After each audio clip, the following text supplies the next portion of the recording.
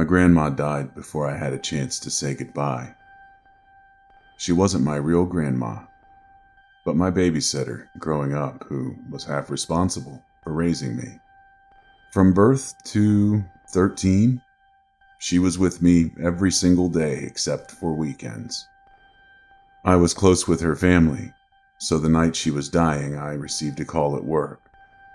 Just want to tell you, Grandma isn't doing so well. If you can, please come over ASAP to say goodbye. Weeks earlier, I reconnected with her family and went to see and spend time with Grandma Lois before it was too late. After a lot of tight hugs, I went into the room to see her. She was sweating profusely and utterly delirious. She could barely open her eyes, nor did she have the ability to communicate. She was always whispering things as she writhed around in bed, but none of it made sense. She died on a Thursday night, and the viewing would be the following Friday. I don't take grief too well, so it was a devastating loss.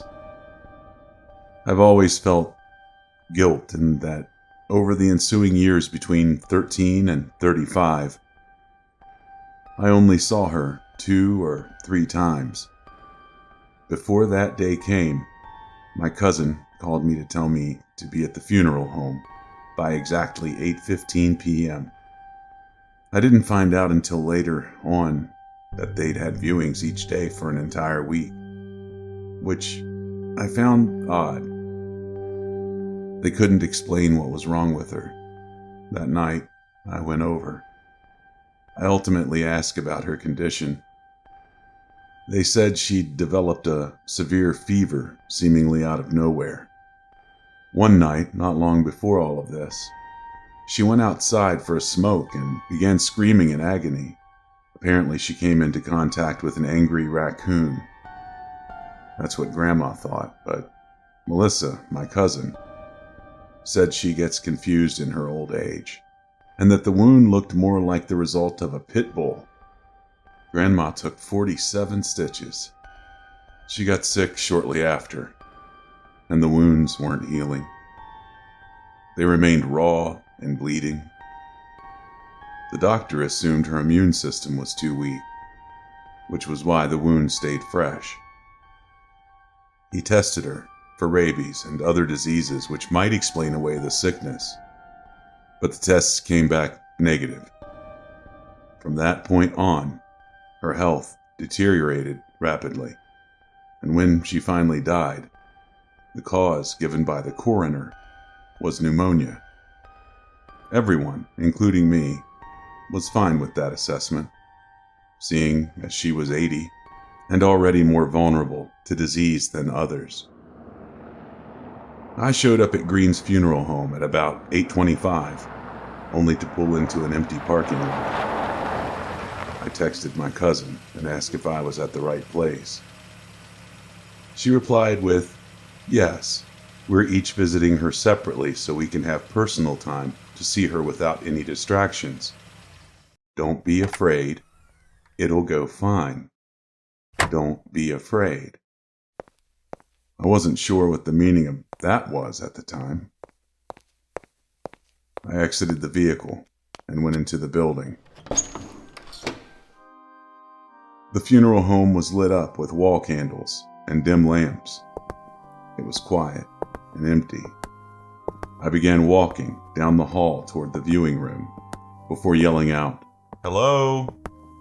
I made my way to the first viewing room, and then the second, and last. No coffins. No nothing. I continued to shout when, out of nowhere, a man appeared in a gray suit and tie, an elderly, bald man with heavily thick glasses. He asked me my name. "Oh, sorry, I didn't see you there. I'm Greg." What came next was downright eerie. He asked me a question.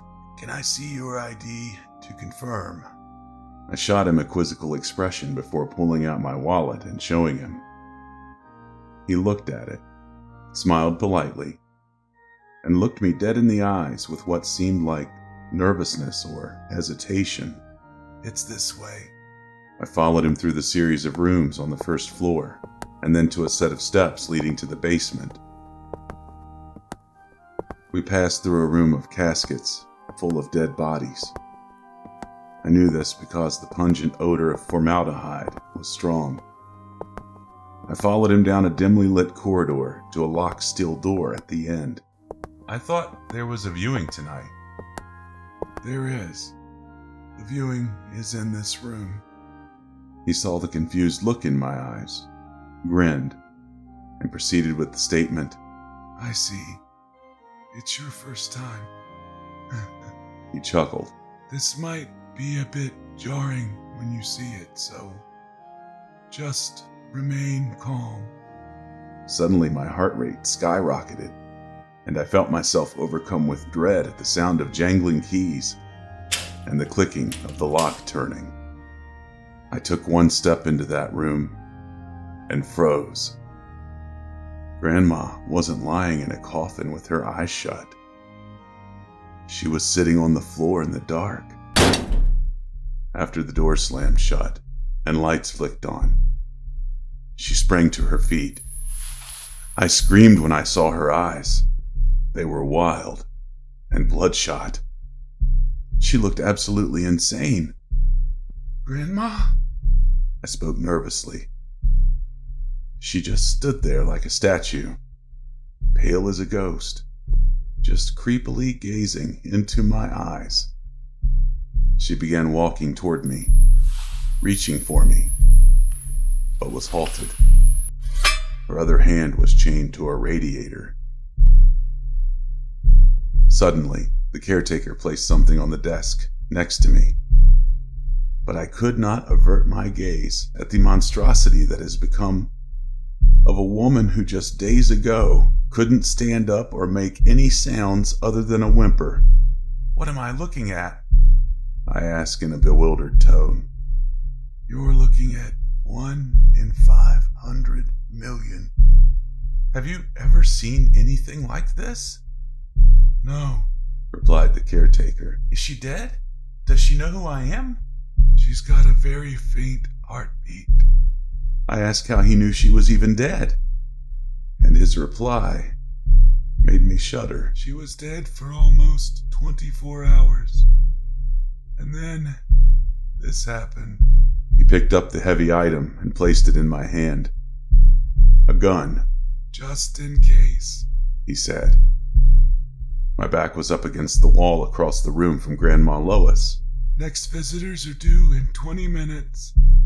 So say what you need to say, and then leave. He then said one more thing.